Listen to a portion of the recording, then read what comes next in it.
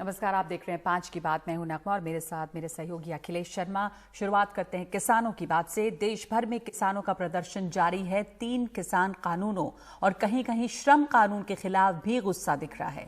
यह आंदोलन अब दक्षिण और पश्चिम भारत तक भी पहुंच गया है। लगातार पटरियों और राज्य के अलग अलग शहरों में धरने पर बैठे पंजाब के किसानों ने अपने रेल रोको अभियान को 2 अक्टूबर तक बढ़ा दिया है। अमृतसर के देवीदासपुरा गांव के पास हुए प्रदर्शन के दौरान समिति के महासचिव सरवन सिंह पंढेर ने जानकारी दी।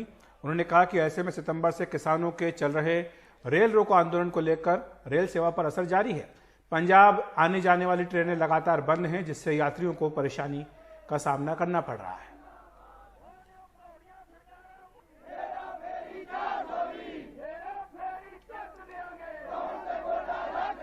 किसान कानूनों को लेकर चल रहे प्रदर्शनों के बीच न्यूनतम समर्थन मूल्य यानी एमएसपी को लेकर राज्यों के बीच राजनीति भी शुरू हो चुकी है। हरियाणा के मुख्यमंत्री मनोहर लाल खट्टर ने कहा कि राजस्थान और पंजाब की सरकारें अपने किसानों का मक्का और बाजरा क्यों नहीं खरीदती। वहां के किसान हमारे यहां आकर एमएसपी पर मक्का और बाजरा बेचते हैं। खट्टर ने साफ कहा है कि अब वो हरियाणा में दूसरे राज्यों के किसानों का मक्का और बाजरा बेचने नहीं देंगे। ये वहाँ प्रोक्योरमेंट क्यों नहीं करते, ना ये मक्का की करते? क्या आखिर इनकी सरकार पंजाब में है, इनकी सरकार राजस्थान में है, ये वहाँ प्रोक्योरमेंट क्यों नहीं करते? ना ये मक्का की करते, ना ये बाजरे की करते।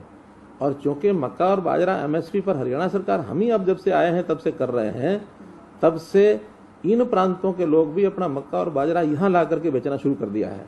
हमने इसमें इस बार थोड़ा सा सख्ती बरती है कि हम दूसरे प्रांतों का मक्का या बाजरा ये हमारे यहाँ नहीं बिकने देंगे, क्योंकि उसका जो लॉस है हम भरपाई करते हैं। हरियाणा के किसान का बाजरा या मक्का पूरा खरीदा जाए ये सुनिश्चित करेंगे, लेकिन बाकी किसी भी प्रांत का हमारे यहाँ के बेचे और वहाँ से लाभ उठाकर ले जाए, इसको हम नहीं होने देंगे। तो जब इस तरह की समस्या रहेगी तो नए कृषि कानून किस तरह से लागू होंगे, ये बड़ा सवाल है। कृषि कानूनों के तहत किसान अपनी फसलों को कहीं भी ले जाकर बेच सकते हैं। इसका सरकार और सत्ता पक्ष से जुड़े लोगों ने खूब प्रचार किया है, लेकिन हरियाणा के करनाल से एक हैरान करने वाली तस्वीर सामने आई है। यहाँ पर उत्तर प्रदेश के करीब 50 किसान अपनी फसलों को लेकर करनाल सीमा पर पहुंचे थे। ये अपनी फसलों को करनाल की मंडियों में बेचना चाहते थे, लेकिन वहाँ के प्रशासन ने उन्हें आगे बढ़ने से रोक दिया। वैसे मामला सामने आने के बाद करनाल प्रशासन ने किसानों को रोके जाने के पीछे कोरोना से जुड़े एहतियात और दूसरे नियम कायदों का हवाला दिया है।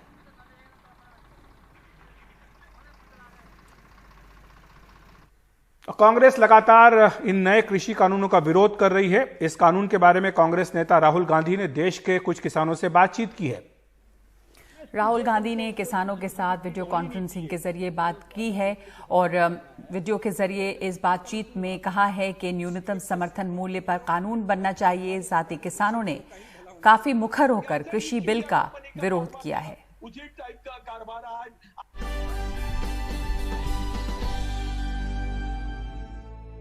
आपको ये डर क्यों लग रहा है कि एमएसपी जाएगी? एमएसपी से कम तो कोई किसी किस्म की खरीद होनी ही नहीं चाहिए। इस अध्यादेश से किसान को फायदा होना है, तो ये एमएसपी के लिए कानून क्यों नहीं बनाते जी? इस विधेयक से सिर्फ कंपनियों और अंबानी अंदानी जैसे लोगों का ही भला होने वाला है। ऐसा ईस्ट इंडिया कंपनी का कारोबार था, उसी टाइप का कारोबार आज आने की गुंजाइश लग रही है। आज महात्मा गांधी अगर जिंदा होते तो इस कानून का विरोध करते। मैं आपसे निवेदन करता हूं कि इस कानून की तहकीकात होना चाहिए। किसान की आवाज से ही हिंदुस्तान आजाद हुआ और एक बार फिर आज किसान की आवाज से हिंदुस्तान आजाद होगा। में विपक्ष की भूमिका का एक छोटा सा विश्लेषण करेंगे। संसदीय परंपरा में यह जरूरी है कि विपक्ष सरकार के कामकाज की आलोचना करे, लेकिन सुधार के लिए सुझाव भी देने चाहिए। सरकार के विरोध के नाम पर पिछले 7 वर्षों में विपक्ष भटका हुआ नजर आता है। 2014 में सत्ता में आने के बाद प्रधानमंत्री नरेंद्र मोदी ने 2022 तक किसानों की आमदनी को दुगना करने का वादा किया था।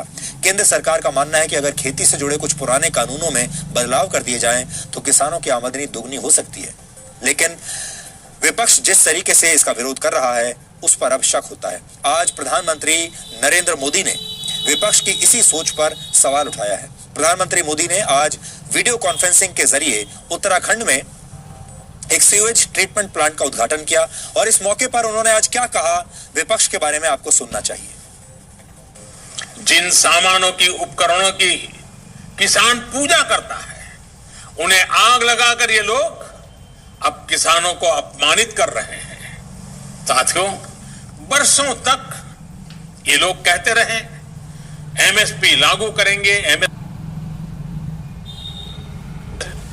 एमएसपी लागू करने का काम स्वामीनाथन कमीशन की इच्छा के अनुसार हमारी ही सरकार ने किया। आज ये लोग एमएसपी पर ही किसानों में भ्रम फैला रहे हैं। देश में एमएसपी भी रहेगी और किसानों को कहीं पर भी अपनी उपज बेचने की आजादी भी रहेगी। लेकिन ये आजादी कुछ लोग बर्दाश्त नहीं कर पा रहे हैं। इनकी काली कमाई का एक और जरिया समाप्त हो गया है, इसलिए इन्हें परेशानी है। इन लोगों को जीएसटी से भी परेशानी, ये उसका मजाक उड़ाते हैं, उसका विरोध करते हैं। साथियों, ये लोग न किसान के साथ है, न नौजवान के साथ, और न ही देश के वीर जवान के साथ है। 4 साल पहले का यही तो वो समय था जब देश के जाबाजों ने सर्जिकल स्ट्राइक करते हुए आतंक के अड्डों को तबाह कर दिया था। लेकिन ये लोग अपने जाबाजों के साहस की प्रशंसा करने के बजाय उनसे ही सर्जिकल स्ट्राइक के सबूत मांग रहे थे।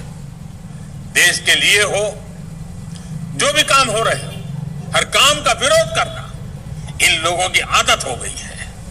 उनकी राजनीति का एकमात्र तरीका यही है, बस विरोध विरोध विरोध। तो चिंता की बात हमारे देश के लिए ये है, आप सब लोगों के लिए ये है कि हमारे यहाँ अब हर चीज पर राजनीति होने लगी है।